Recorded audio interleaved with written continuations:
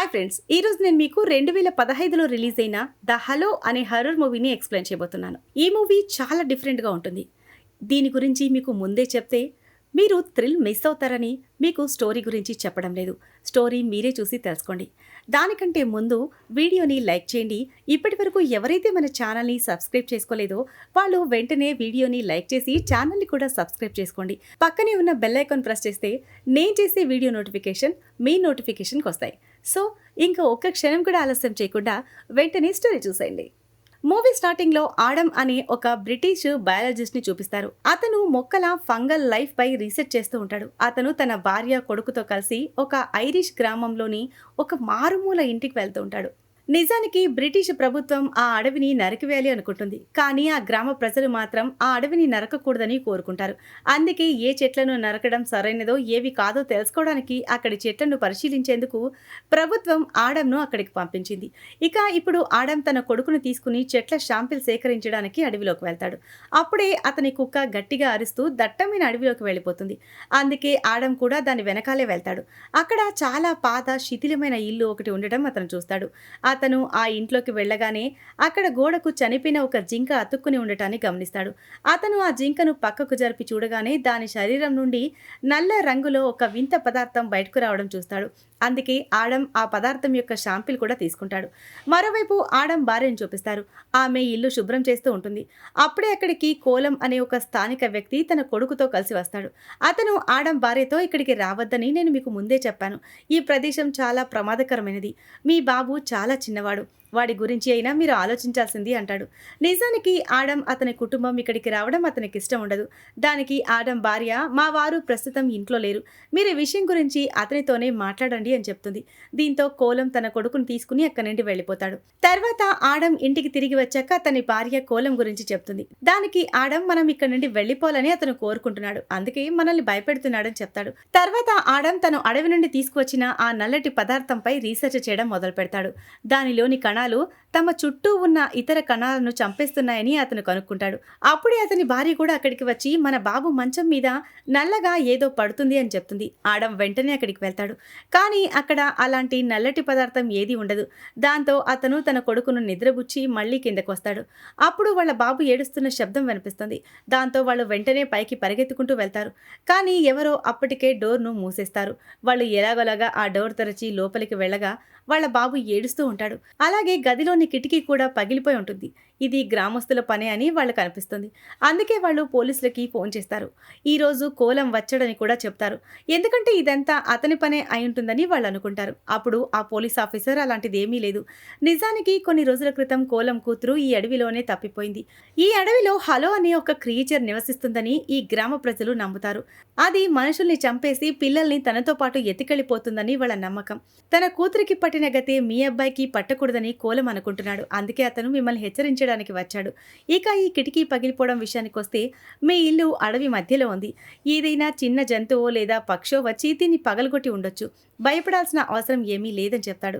కానీ ఇదంతా కోలం పనే అని ఆడమ్కు ఇంకా అనుమానంగా ఉంటుంది. అందుకే అతను బయటికి వచ్చి పగిలిపోయిన కిటికీని ఫోటో తీస్తాడు. అప్పుడే తన వెనుక చీకటిలో ఎవరో ఉన్నట్లు గమనిస్తాడు. అతను ఆ ప్రదేశాన్ని కూడా ఫోటో తీస్తాడు. ఫోటో ఫ్లాష్ వెలగగానే అక్కడ ఒక వింత దయ్యం లాంటి క్రియేచర్ కూర్చుని ఉండటం చూస్తాడు. ఆ మరుక్షణమే అతని కుక్క కూడా స్టోర్ రూమ్ వైపు చూస్తూ అరవడం మొదలు పెడుతుంది.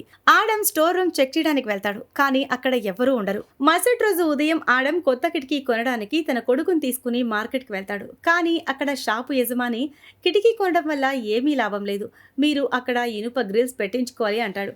నిజానికి ఆడమ్ అతని భార్య ఆ ఇంటికి వచ్చినప్పుడు అక్కడ ఇనుప గ్రిల్స్ ఉండేవి. కానీ ఆడమ్ భార్య వాటన్నింటినీ తీసేసింది. ఆ దుకాణదారుడు మాటలు ఆడమ్కు అంతగా అర్థం కావు. అందుకే అతను కిటికీకి కావాల్సిన సామాను మాత్రమే తీసుకుని తన కొడుకుతో పాటు అడవి మధ్యలో ఉన్న తన ఇంటికి బయలుదేరతాడు. దారి మధ్యలో అతని కారు అదుపు తప్పి ఆగిపోతుంది.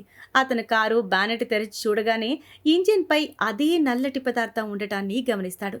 ఇది అతనికి జింక శరీరంపై దొరికిన పదార్థం లాగే ఉంటుంది. అతను ఇదంతా పట్టించుకోకుండా కారులో నుంచి టూల్ బాక్స్ తీయడానికి వెనక్కి వెళ్తాడు. కానీ అప్పుడే ఎవరో అతన్ని వెనక నుండి తోసి కారు డిక్కీలో వేసి లాక్ చేసేస్తారు. అతను డిక్కీలో బందీ అయిపోతాడు. కారులో అతని కొడుకు ఒక్కడే ఉంటాడు. మరోవైపు ఆడమ్ భార్యను చూపిస్తారు. ఆమెకు తన కొడుకు బట్టలతో పాటు అస్థిపంజరం ఆకారంలో ఉన్న అదే నల్లటి పదార్థం దొరుకుతుంది. బహుశా వాళ్ళ కుక్కే దాన్ని తెచ్చుంటుందని ఆమె అనుకుంటుంది. అప్పుడే అక్కడికి కోలం వచ్చి, "మీరు ఇక్కడి నుండి పారిపోవాలి. నేను ముందే చెప్పాను కదా" అంటాడు. దానికి ఆడం భార్య, "సరే, మా వారు వచ్చాక మీతో మాట్లాడడానికి పంపిస్తాను" అని చెప్తుంది.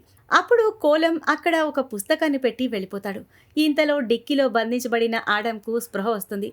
అడవి మధ్యలో ఆగి ఉన్న కారులో అతని కొడుకు ఇంకా ఏడుస్తూనే ఉంటాడు. అతను ఎలాగోలాగా డిక్కీ నుండి కారు సీటు చించి లోపలికి వచ్చేస్తాడు. వెంటనే తన కొడుకుని తీసుకుని కారు దిగుతాడు. కారుపై ఎవరో చాలా భయంకరంగా గీరినట్లు గీతలు ఉండటాన్ని చూస్తాడు. ఇది కోలం పనే అని అతను అనుకుంటాడు. అది చూసి అతను చాలా భయపడిపోతాడు. వెంటనే తన కొడుకుని తీసుకుని ఇంటికొస్తాడు. అసలు అక్కడ ఏం జరుగుతుందో అతని భార్యకు కూడా ఏమీ అర్థం కాదు. వాళ్ళ ముగ్గురు త్వరగా పై గదిలోకి వెళ్తారు. అప్పుడే ఇంట్లో కరెంటు పోతుంది. ఆ తర్వాత వింత వింత శబ్దాలు రావడం మొదలవుతుంది. ఇదంతా కోలం చేస్తున్నాడని ఆడంకు అనిపిస్తుంది. దాంతో అతను, "నేను పోలీసులకు కాల్ చేశాను, ఇక నుండి వెళ్ళిపో" అని గట్టిగా అరుస్తాడు. అప్పుడే అతనికి తలుపు వైపు నుండి శబ్దం వినిపిస్తుంది. అతను ఆ వైపు గన్తో కాలుస్తాడు. కానీ తలుపులు తెరచి చూడగా అక్కడ ఎవ్వరూ ఉండరు. ఆ తర్వాత ఆడం కోలం అక్కడ వదిలేసి వెళ్ళిన పుస్తకాన్ని తెరుస్తాడు. దానిలో అతీత శక్తులకు సంబంధించిన చాలా విషయాలు రాసి ఉంటాయి. కానీ అవి అతనికి ఏమాత్రం అర్థం కావు. అతను తన భార్యతో, "మనం ఇక్కడి నుండి వెళ్ళిపోవాలి. మన కారు అడవి మధ్యలో ఉంది. ఎలాగైనా మనం ఇక్కడి నుండి బయటపడాలి" అంటాడు. వాళ్ళు ఇంట్లో నుంచి బయటకు రాగానే స్టోర్ రూమ్లో ఉన్న కుక్క అరుస్తున్న శబ్దాలు వినిపిస్తాయి. ఆడం స్టోర్ రూమ్లోకి వెళ్ళి చూస్తే కుక్క ఒక కన్ను చాలా ఎర్రగా ఉంటుంది. కోలమే దాన్ని కొట్టాడని అతను అనుకుంటాడు. ఆ తర్వాత వాళ్ళందరూ త్వరగా కారు వైపు బయలుదేరుతారు. వాళ్ళు కారు దగ్గరికి చేరుకోగానే వాళ్ళ కుక్క అకస్మాత్తుగా ఆగిపోతుంది. అది కారు వైపు చూస్తూ అరవడం మొదలు పెడుతుంది. నిజానికి దాని ముందు ఒక నీడ ఉంటుంది. ఆ తర్వాత ఆ కుక్క దాన్ని వెంబడించడం మొదలు పెడుతుంది. కొద్దిసేపు కుక్క అరిచిన శబ్దాలు వినిపిస్తాయి. కానీ ఆ తర్వాత దాని అరుపులు ఆగిపోతాయి. తన కుక్క చనిపోయిందని ఆడంకి అర్థమవుతుంది. ఇక ఆడం భార్య కారులో కూర్చుంటుంది. ఆడం కారు బ్యానెట్ తెరిచి చూడగా ఆ నల్లటి పదార్థం ఇంజిన్పై మరింత ఎక్కువగా వ్యాపించి ఉంటుంది. అతను ఆ మురికినంతా తీస్తూ ఉండగా కారులో కూర్చున్న అతని భార్య వెనక్కి తిరిగి చూస్తుంది. అప్పుడు అక్కడ చాలా నీడలు ఉండటాన్ని చూసి ఆమె చాలా భయపడిపోతుంది. ఆమె కారు స్టార్ట్ చేయగానే హెడ్లైట్స్ వెలుగులో వాళ్ళ ముందు ఎన్నో భయంకరమైన క్రియేచర్స్ నిలబడి ఉంటాయి. అవి వాళ్ళని చంపడానికే అక్కడికి వస్తాయి. ఇప్పుడు ఆడం త్వరగా కారులోకి ఎక్కి అక్కడి నుండి వేగంగా ముందుకు పోనిస్తాడు. అదే సమయంలో వాళ్ళ కారు ముందు ఒక పాప కనిపిస్తుంది. అది చూసి కంగారు పడిన ఆడం భార్య కారుని పక్కకు తిప్పుతుంది. దాంతో కారు ఒక గొయ్యిలోకి ఇరుక్కుపోతుంది. దాన్ని బయటకు తీయడం అసాధ్యం. అందుకే ఆడం తన భార్య ఇద్దరూ కలిసి తమ కొడుకుని తీసుకుని అక్కడి నుండి తిరిగి వాళ్ళ ఇంటి వైపు పరిగెత్తడం మొదలు పెడతారు. ఇప్పుడు ఇంటికొచ్చాక ఆ ఇద్దరికి వాళ్ళు తెలివి తక్కువ వాళ్ళని కోలం చెప్పింది నిజమని అర్థమైపోతుంది. ఆ అడవిలో చాలా ప్రమాదకరమైన క్రియేచర్స్ ఉన్నాయని, వాటిని హలోలు అని అంటారని, అవి కేవలం చీకటిలోనే దాడి చేస్తాయని వాళ్లకు తెలుస్తుంది. ఆ క్రియేచర్స్ ఎప్పుడూ వెలుతురులోకి రావు. ఆడం తలుపు కన్నంలో నుంచి బయటకు చూస్తాడు. అప్పుడు ఒక క్రియేచర్ అతని కంటిపై దాడి చేసి గాయపరుస్తుంది. ఆడం తన భార్యను, కొడుకును పైనున్న అటక మీద దాచిపెడతాడు. ఎందుకంటే ఉదయం అయ్యేంత వరకు ఎలాగైనా తన కుటుంబాన్ని కాపాడుకోవాలని అతనికి తెలుసు. వెలుతురు రాగానే ఆ క్రియేచర్స్ అన్నీ అక్కడి నుండి వెళ్ళిపోతాయి. అందుకే అతను ముందుగా జనరేటర్ ఆన్ చేసి ఆ వెలుతురుతో క్రియేచర్స్ని ఇంటికి దూరంగా ఉంచాలని నిర్ణయించుకుంటాడు. ఇప్పుడు ఆడం జనరేటర్ని ఆన్ చేయడం మొదలు పెడతాడు. మరోవైపు ఒక క్రియేచర్ చెయ్యి బయటకు వచ్చి ఆడం భార్యపై దాడి చేయబోతూ ఉంటుంది. కానీ అది ఆమె కంటిని గాయపరిచే లోపే ఆడం జనరేటర్ను ఆన్ చేస్తాడు. దాంతో లైట్లన్నీ వెలగడం వల్ల క్రియేచర్స్ అన్నీ అక్కడి నుండి వెళ్ళిపోతాయి. ఇప్పటికే ఆడం ఇన్ఫెక్ట్ అవ్వడం వల్ల అతను కూడా నెమ్మదిగా ఒక హలో క్రియేచర్గా మారడం మొదలవుతుంది. అతను తన భార్య, కొడుకు దగ్గరకు వస్తాడు. తన కొడుకును సురక్షితంగా ఉంచడానికి అతన్ని ఒక అల్మారాలో పెడతాడు. ఆ తర్వాత అతను తన భార్యతో కలిసి కిటికీలకు ఉన్న ఇనుప రాడ్లను తిరిగి బిగిస్తాడు. అలాగైనా ఆ క్రియేచర్స్ లోపలికి రాకుండా ఉంటాయని. కానీ అప్పటికి ఒక క్రియేచర్ ఇంట్లోనే దాక్కుని ఉంటుంది. అది అతని కొడుకును ఎత్తుకుని పైనున్న అటక మీదకు తీసుకెళ్తుంది. ఆడం తన కొడుకును కాపాడడానికి అటకపైకి వెళ్ళగానే ఆ హలో క్రియేచర్ ఆడంపై దాడి చేస్తుంది. ఆ దెబ్బకు ఆడం కింద పడి స్పృహ కోల్పోతాడు. ఆ తర్వాత అతని భార్య తన కొడుకును కాపాడడానికి వెళ్తుంది. నిజానికి ఆ హలో క్రియేచర్ ఆమె కొడుకును బయట అడవిలోకి తీసుకువెళ్తుంది. ఆమె చూసేసరికి ఆమె కొడుకు నదిలో కొట్టుకుపోతూ ఉంటాడు.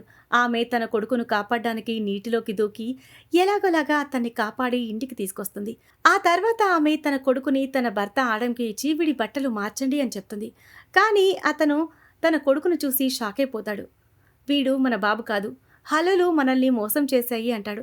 కానీ ఆడం ఇన్ఫెక్ట్ అవ్వడం వల్లే అలా మాట్లాడుతున్నాడని అతని భార్య అనుకుంటుంది. అందుకే అతను ఒక మేకుని ఆ బాబు తల దగ్గర పెట్టి నీ అసలు రూపం చూపించు అని అంటాడు. అప్పుడే అతని భార్య అతనిపై దాడి చేస్తుంది. దాంతో అతను ఆమెను పక్కకు తోసేస్తాడు. అప్పుడు ఆ బాబు తన అసలు రూపంలోకి వచ్చేస్తాడు. కానీ ఆ రూపాన్ని ఆడం మాత్రమే చూడగలుగుతాడు. అతని భార్యకు మాత్రం ఇంకా ఆడం ఇన్ఫెక్ట్ అవ్వడం వల్లే ఇదంతా చేస్తున్నాడని అనిపిస్తుంది. అందుకే ఆమె తన భర్తను కత్తితో పొడిచి తన బాబును తీసుకుని నేరుగా కోలం ఇంటికి వెళ్ళిపోతుంది. ఆమె కోలంను సహాయం అడుగుతుంది. కానీ అతను గన్ తీసి ఆమెపై గురిపెడతాడు. ఇక నుండి వెళ్ళిపో అని అంటాడు. ఎందుకంటే వాళ్ళిద్దరిలో ఎవరో ఒకరు ఇన్ఫెక్ట్ అయి ఉండొచ్చని. వాళ్ళు తనని కూడా ఇన్ఫెక్ట్ చేయగలరని అతనికి తెలుసు. ఇంకోవైపు ఇన్ఫెక్ట్ అవ్వడం వల్ల నెమ్మదిగా హలోగా మారుతున్న ఆడంని చూపిస్తారు. అతనిప్పుడు దాదాపుగా హలోగా మారిపోతున్నాడు. అప్పుడే అతనికి ఒక పిల్లాడి ఏడుపు వినిపిస్తుంది. అతను ఆ శబ్దాన్ని అనుసరిస్తూ దట్టమైన అడవిలోని ఒక గుహలోకి వెళ్తాడు. అక్కడ చాలామంది పిల్లలుంటారు. వాళ్ళల్లో కోలం కూతురు కూడా ఉంటుంది. ఆమె కూడా ఇప్పుడు ఒక హలో. ఆమె చేతిలో ఆడం కొడుకుంటాడు. ఆడం తన కొడుకును ఇవ్వమని అడుగుతాడు. కానీ ఆమె ఇవ్వడానికి ఇష్టపడదు. అక్కడ ఉన్న హలోలన్నీ అతనిపై దాడి చేయాలి అనుకుంటాయి. కానీ ఆడం దగ్గర నిప్పు కాగడా ఉండటంతో అవి అతని దగ్గరికి రాలేకపోతాయి. అంటే ఆడంలో ఇంకా మానవత్వం అనే అంశం మిగిలి ఉంది. అందుకే అతను నిప్పుకు భయపడడం లేదు. మరోవైపు తన బాబుని తీసుకుని అడవిలో పరిగెడుతున్న ఆడం భార్యను చూపిస్తారు. ఆమె చుట్టూ చాలా హలోలుంటాయి. ఆమె తన దగ్గర ఉన్న కెమెరా ఫ్లాష్ను పదే పదే వేస్తూ వాటిని తన నుండి దూరంగా ఉంచుతుంది. కానీ అప్పుడే ఆమె ఒక చోటు నుండి కింద పడిపోతుంది. దాంతో ఆమె కెమెరా ఫ్లాష్ పాడైపోతుంది. హలోలు ఆమెను చంపడానికి దగ్గరికి రాకముందే ఆడం తన నిజమైన కొడుకును తీసుకుని అక్కడికి చేరుకుంటాడు. అతను నీ దగ్గర ఉన్న బాబు హలోల మాయ మాత్రమే. వాళ్ళు మన బాబుని పొందాలి అనుకున్నారు. అందుకే మనల్ని వలలో చిక్కించారని చెబుతాడు. అతను ఎలాగోలాగా తన భార్యను నమ్మిస్తాడు. కానీ అప్పుడే అక్కడికి ఒక పెద్ద హలో క్రియేచర్ వచ్చి ఆడం భార్యపై దాడి చేయబోతూ ఉంటుంది. ఆడం దాన్ని చంపేస్తాడు. ఇదంతా చూసిన తర్వాత ఆడం భార్య అతను తెచ్చిన బాబుని తీసుకుని అక్కడి నుండి వెళ్ళిపోతుంది. హలోలు ఇంకా ఆమెను వెంబడిస్తూనే ఉంటాయి. కానీ ఇప్పుడు సూర్యుడు ఉదయించడం మొదలవుతుంది. ఆ కారణంగా హలోలన్నీ తమ గుహల్లోకి తిరిగి వెళ్ళిపోతాయి. ఇక ఆడం విషయానికి వస్తే అతను ఇప్పుడు చనిపోయి ఉంటాడు. ఆడం భార్య వదిలేసి వెళ్ళిన బాబు అంటే ఆమె మార్చిన బాబు నిజానికి ఒక హలోయే. ఎందుకంటే అది ఎండకు కాలి బూడిదైపోతుంది. ఇప్పుడు ఆడం భార్య దగ్గర ఉన్న బాబే ఆమె అసలు కొడుకు. ఆడం భార్య తిరిగి తన ఇంటికి వస్తుంది. అక్కడ ఆమె తన భర్త ఆడంను గుర్తు చేసుకుని చాలా బాధపడుతుంది. ఆమె కళ్ళల్లో నీళ్లు తిరుగుతాయి. కానీ రాత్రి కాకముందే ఆమె తన కొడుకును తీసుకుని అక్కడి నుండి వెళ్ళిపోవాలని నిర్ణయించుకుంటుంది. లాస్ట్ సీన్లో మనకి అడవిని చూపిస్తారు. దాన్ని ఇప్పుడు నరుకుతూ ఉంటారు. అంటే ఇక్కడ చెట్ల నరికివేత మొదలైంది. చాలా చెట్లలో ఆ నల్లటి పదార్థం కూడా ఉంటుంది. దానివల్లే ఈ ఫంగల్ ఇన్ఫెక్షన్ వస్తుంది. దానితో మనుషులు హలోలుగా మారతారు.